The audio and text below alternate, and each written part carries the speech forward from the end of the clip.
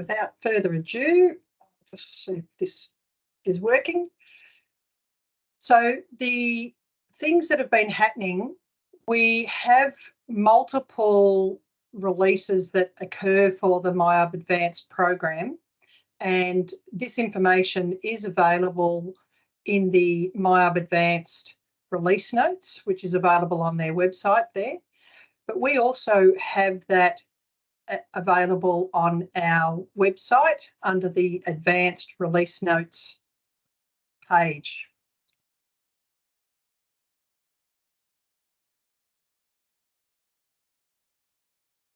I'm going to whiz through these, I can tell. With the different release notes, it wasn't just one release that affected payroll this year. So as you can see, we've had improvements. Good afternoon, Jill. We've had improvements that have been coming through back in September, December and February, March.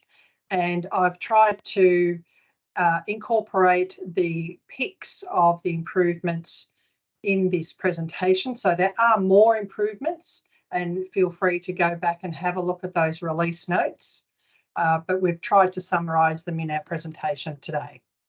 Louise, sorry, can I just hold you up there for a second? Yes. We've had one participant say that they cannot hear you talking. Can we just check a little bit of a hands up that other people can hear successfully, please? And someone could just put a comment in the chat, or, yep, I've got hands up. Wonderful, thank you. I believe Hassan is communicating with the person who's having some difficulty. So, Louise, we might proceed, and perhaps if there's any other problems, let us know, or perhaps try and jump out and back in, have a look at your speaker settings. But it seems to be working. Thank you. Yeah. So, and that's a great reminder for using the chat button in Teams to communicate with us. So if you've got any questions as we're going along or any issues, please pop it in the chat, and Hassan and Tonya are both looking at that, keeping an eye on it. Thank you. So what's been happening in payroll? So as you can see, we've got about 7 different things that we're going to be working through today.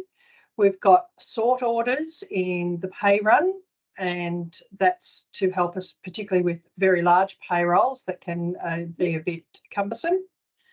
We also have self-service employee leave requests where we can cancel partial paid leave requests.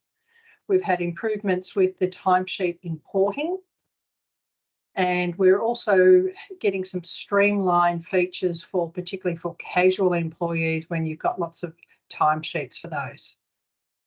We've also seen some improvements for the security and some security options with the Microsoft Azure Active Directory. And we've got a little bit of information on the employee onboarding, a new module that's coming. So let's begin. Sort orders for the payroll. With in the payroll preferences, we now have an ability or a window to set up the sort order. It's under the general tab, general settings tab, and you can see on the screen the other settings area. The sort order is available there, which means that you can actually sort your employees by their last name or by their department or their branch. So that means that instead of having a payroll that is purely sorted based on their employee number, which may not be relevant to anything, you are able to sort it so it's visually pleasing and easier to work through using the sort order. So that's something that you can change yourself simply by going into the payroll preferences, clicking on the general settings tab, and you should see the other settings. Now, this is a more recent upgrade. As I said, with the different releases, we've had several releases over the time, and some of you may or may not be quite on this upgrade as yet. So if you don't see it, don't worry, it will be coming in the upgrade that is scheduled for you.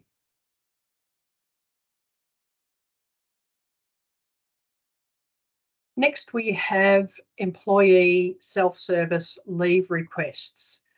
One of the things that we haven't been able to do before is cancel leaves or partial leaves.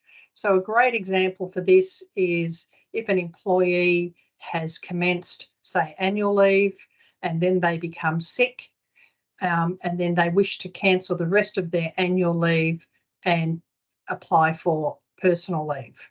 So what this means is that the employee can do this via employee self-service, and when we see it in the leave administration, when we are processing it for payroll, we can see the units that are being paid and the units that have been cancelled. So if you haven't been using employee self-service, we're beginning to see a lot more clients of our clients use it nowadays. So please speak to us about it as well.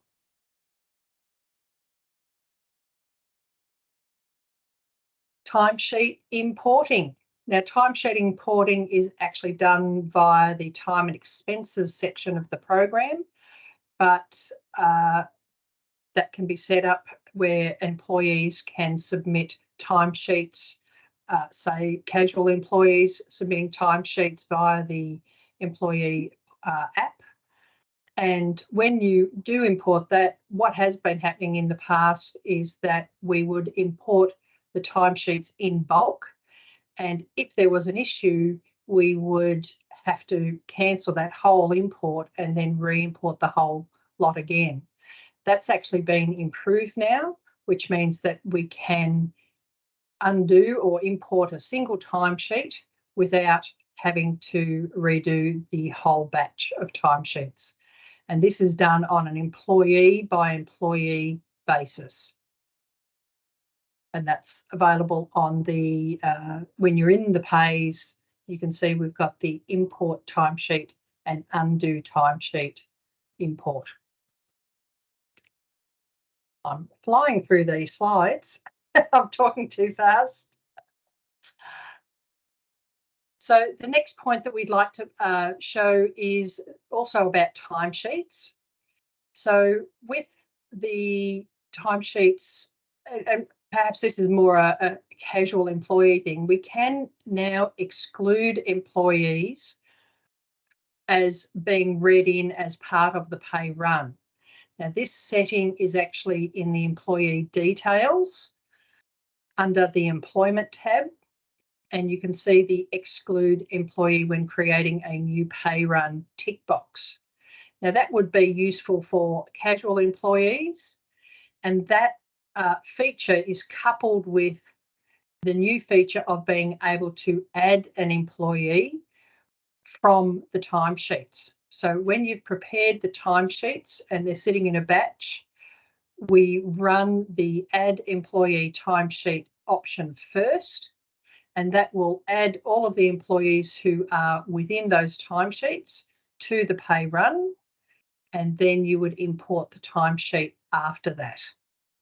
So that is a great saving, particularly if you've got a large group of casual employees and you don't want to have to delete them all the time from the pay run. Instead, you can now mark them as being exclude them from the pay run and import them from the timesheet.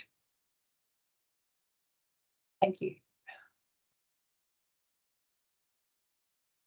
Our next feature is just briefly two-factor authentication. The mandatory transition, the availability to make your employees, when they sign on to MYOB, use the two-factor authentication. This stops users from bypassing the secure authentication by closing the banner or the sign-up window when they are logging in, when they're using the green button instead of the purple button. So that's an important feature. We're seeing a lot more clients instigate that for MYOB as a whole.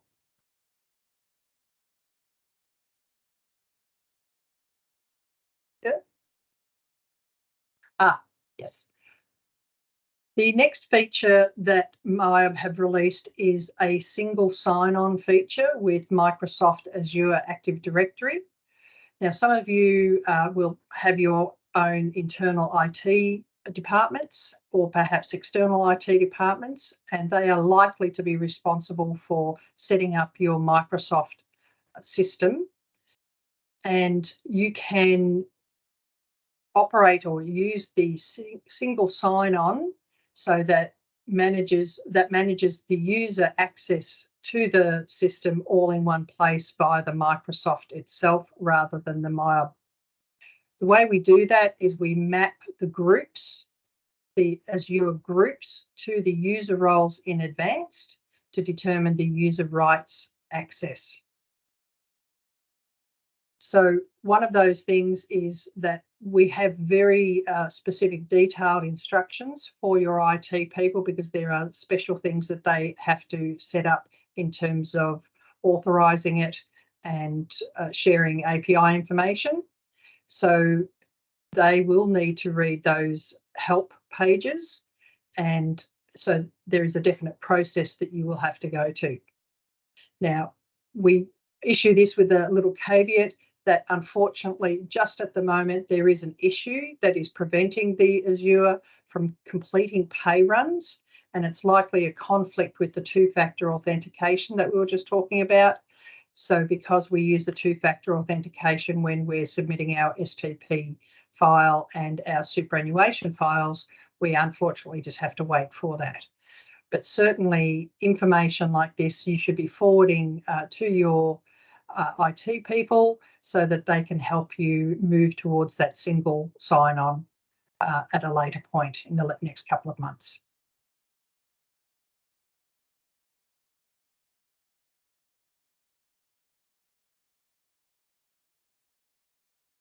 A new feature is coming, a new module called Employee Onboarding. Now, originally we had thought that this was going to be available for release towards the end of April. Unfortunately, that's been delayed. We have been told by MYOB that this is going to be coming for release end of June, but we won't be pushing it to any of our clients at the moment. We prefer to wait until end of July or onwards.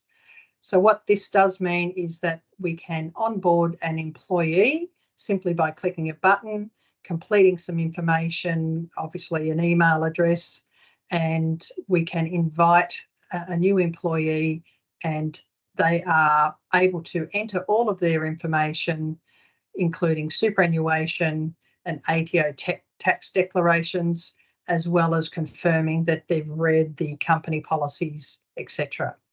So quite a bit of setup with this, or integration in terms of what you're currently doing with your HR services.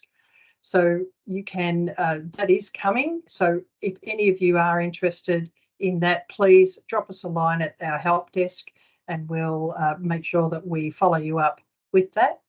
We do anticipate that we'll run some sort of a webinar when the program is fully released so that we can show any of you. So again, if you're interested in that, please register your interest and we'll be able to follow you up.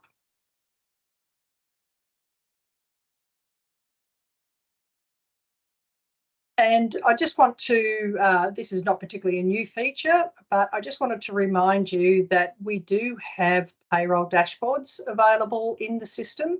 We have a library of dashboards, which are all based on general inquiries and reports.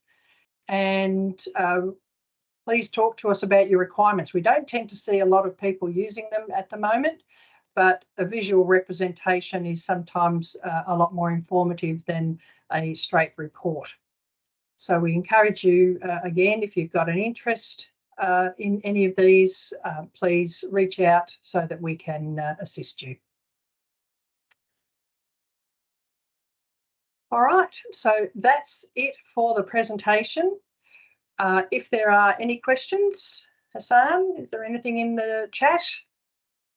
Not yet. So I am enabling mic and camera access for people now. If anyone wants to hop on and ask questions, please feel free.